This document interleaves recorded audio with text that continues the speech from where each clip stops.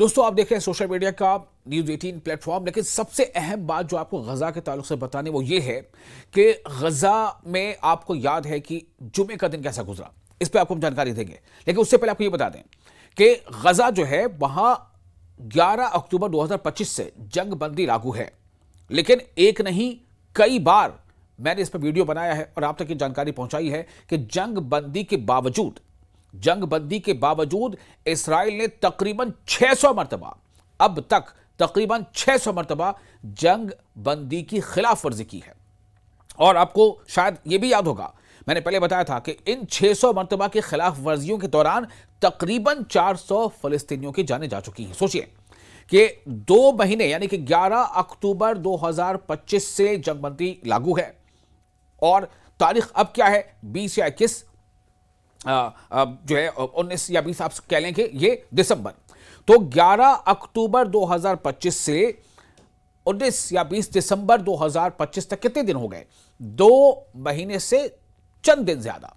और महज इतने दिनों में तकरीबन 400 फलस्तीनियों को, गजा में रह रहे फलस्तीनियों को इस्राएली अफवाज ने, इस्राएली जो सेटलर्स हैं उन्होंने मार गिराया है।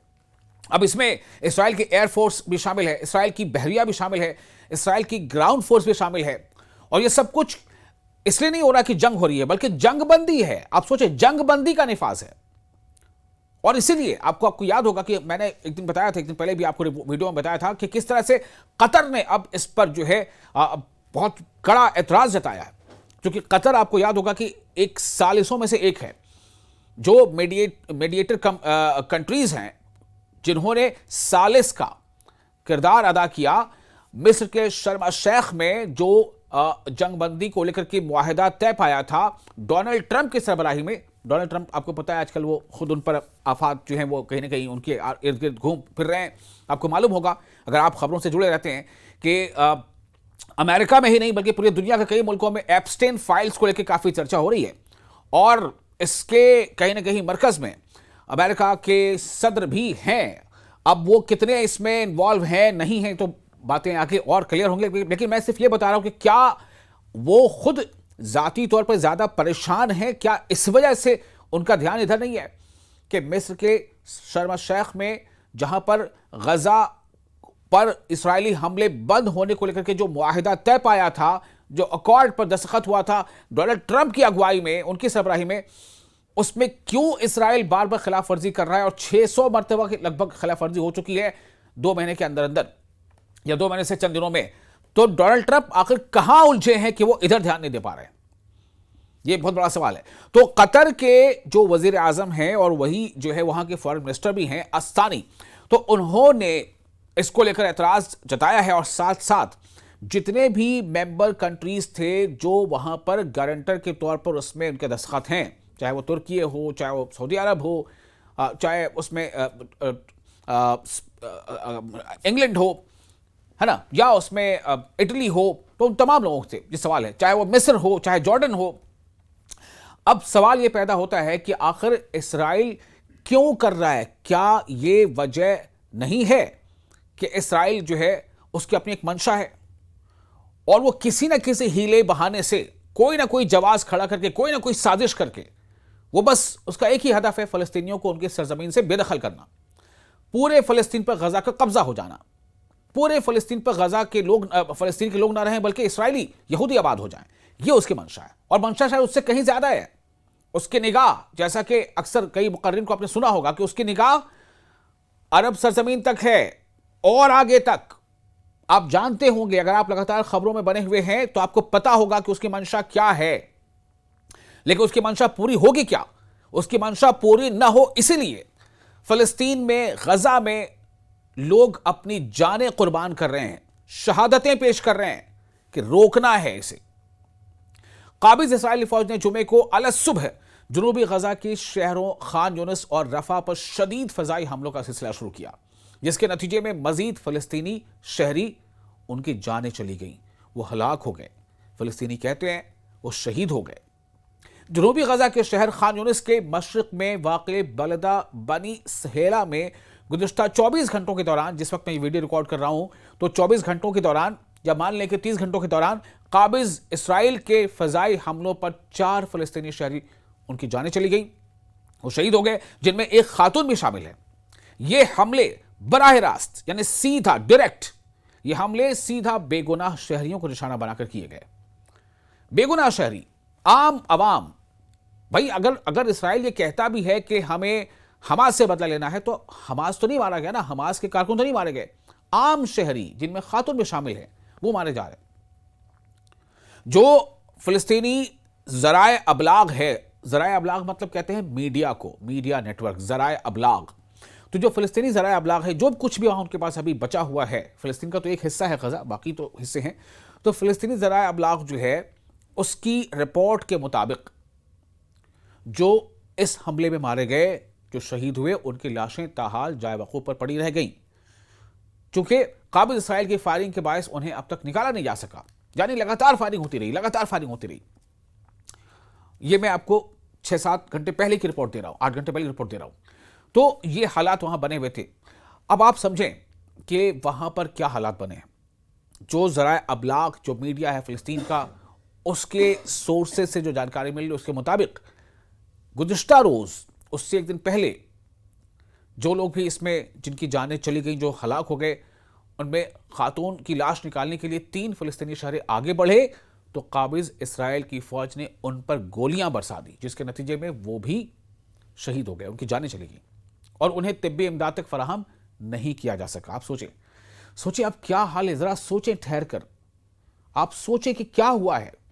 एक खातून जो इस्राएली फौजी गोलीबारी का निशाना बनी, उसकी जान चली गई, वो गिर पड़ी, वो जिंदा है या अभी जख्मी हालत में है, उसे देखने के लिए, उस तक पहुंचने के लिए 3 लोग आगे बढ़ते हैं। और वो खातून कोई फाइटर नहीं थी, वो एक आम फैमिली की एक मेंबर थी, एक खातून, एक महिला। जब 3 लोग आगे बढ़ते हैं कि उसका हाल चाल लिया जाए, जल्द से जल्द, अगर जरूरत है, वो जिंदा है तो उसको अस्पताल पहुंचाने की कोशिश की जाए, लेकिन उन तीनों को, जब वो तीनों आगे बढ़ते हैं तो उन पर भी गोलियां बरसा दी गई और वो तीनों भी जान जो है उनकी भी मौत हो गई। ये अब भी हो रहा है, ये अब भी हो रहा है। जब कतर और सऊदी अरब और पाकिस्तान और तुर्की और इजिप्ट यानी मिस्र और जॉर्डन और इटली और यूके यानी इंग्लैंड और अमेरिका, जब सबको लग रहा है कि हमने तो जंगबंदी करा दी, हमने तो जंगबंदी करवा दी। जंगबंदी यानी कोई जंग नहीं हो रही है, कहीं कोई फायरिंग नहीं हो रही, कहीं कोई धमाका नहीं हो रहा, कहीं कोई ना मिसाइल गिर रहा है ना एयर स्ट्राइक हो रहा, ये सब कुछ हो रहा है, ये सब कुछ हो रहा है। फिलिस्तीनी गजा के शहरी अपनी जानें दे रहे हैं, लेकिन वो इसराइल की मंशा के खिलाफ सीना सपर होकर खड़े हैं कि हमें अपनी जान गंवानी पड़े तो कबूल, हमें अपनी जानों की कुर्बानी देनी पड़े तो कबूल, लेकिन जैसा इसराइल चाहता है वैसा उस तरह से हम नहीं होने देंगे। हम अपने इलाके को छोड़कर चले जाएं, अपने घर बार छोड़कर चले जाएं, अपने शहर को छोड़कर चले जाएं, अपने आबाओ अजदाद की ज़मीन को छोड़कर चले जाएं, पैगंबरों की ज़मीन को छोड़कर चले जाएं और इसराइल अपने यहूदियों के यहां बसा दे, उन्हें कबूल नहीं है। इसीलिए वो अपनी जानें दे रहे हैं, कुर्बानियां दे रहे हैं, लेकिन इसराइल की मंशा के आगे घुटने नहीं टेक रहे। लेकिन दुनिया भी कहीं ना कहीं तमाशबीन बनी हुई है। इसी दौरान आपको बता दें, इसी दौरान काबिज इसराइल की फौजी जो है वो कश्तियां भी खान यूनुस के साहिल के सामने समंदर में शदीद फायरिंग करती रही, जिससे इलाके में खौफ हिरास फैल गया। मैंने बताया ना आपको, जब जरूरत पड़ती है, इसराइल को लगता है कि यहां पर एयर स्ट्राइक होनी चाहिए, वो हवाई हमले कर देता है। जहां पर लगता है कि साहिल यानी जो समंदर किनारा है, वहां पर वो जो फौजी कश्तियां वहां से फायरिंग करा देता है। रफा में भी काबिज इसराइल की कश्तियों ने समंदर में माहीगीरों की कश्तियों को निशाना बनाते हुए खुदकार हथियारों से अंधाधुंध फायरिंग की। उधर काबिज इसराइल के जंगी तैयारे यानी फाइटर जेट्स, काबिज इसराइल के फाइटर जेट्स ने रफा पर मुतअद्दिद फजाई हमले किए, यानी कि बेशुमार अनगिनत एयर स्ट्राइक्स किए, फजाई हमले किए, जो शदीद जमीनी और बहरी फायरिंग के साथ जारी रहे। बहरी कहते हैं समंदरी को, बहर समंदर। आप सोचें, एयर स्ट्राइक भी हो रही है, नेवी में जो समंदर में, बहर में जो समंदर में नेवी है, वहां से भी हमले हो रहे हैं, और ग्राउंड जो फोर्स वो तो हमले कर ही रही है, वो तो तोप के साथ आगे बढ़ती है, जहां चाहती है तोप की गोले दागती है, मकान गिरा देती है। काबिज इसराइल की फौज गजा में सीज फायर मुआहदे की मुसलसल यानी लगातार खिलाफ वर्जियां कर रही है, उल्लंघन कर रही है, जो 10 अक्टूबर से नाफिजुल अमल है। 10 अक्टूबर 2025, कुछ लोग कहते हैं कि 10 को दस्तखत हुए थे, 11 से नाफिज अमल है। बहरहाल 10 अक्टूबर या 11 अक्टूबर 2025, जस्ट 2 महीने कुछ दिन पहले, तब से ये सीज फायर इंप्लीमेंटेड है, जंगबंदी लागू है। लेकिन ये हमले भी हो रहे हैं। शुरू में तो सिर्फ ग्राउंड फोर्स के हमले होते थे, जंगबंदी लागू होने के बाद जो खिलाफ वर्जियां होती थी, जो उल्लंघन होते थे, लेकिन अब तो एयर स्ट्राइक हो रहे हैं, समंदर से हमले हो रहे हैं, नेवी का हमला हो रहा है, ग्राउंड फोर्स तो हमले कर ही रहे हैं। और सेटलर्स जो है वो अलग परेशान कर रहे हैं, गाड़ियों में आग लगा देते हैं, फिलिस्तीनी घरों में लूटपाट मचाते हैं, जिसे चाहते हैं परेशान करते हैं, कभी ज़ईफ़ों को परेशान करते हैं, कभी ख़वातीन को परेशान करते हैं। ये हमले फ़लस्तीनी अवाम के ख़िलाफ़ जारी नस्ल कुश जंग यानी जेनोसाइडल वॉर और सेहोनी सफाकियत की वाज़ेह मिसाल है कि इस तरह के हमले हो रहे हैं।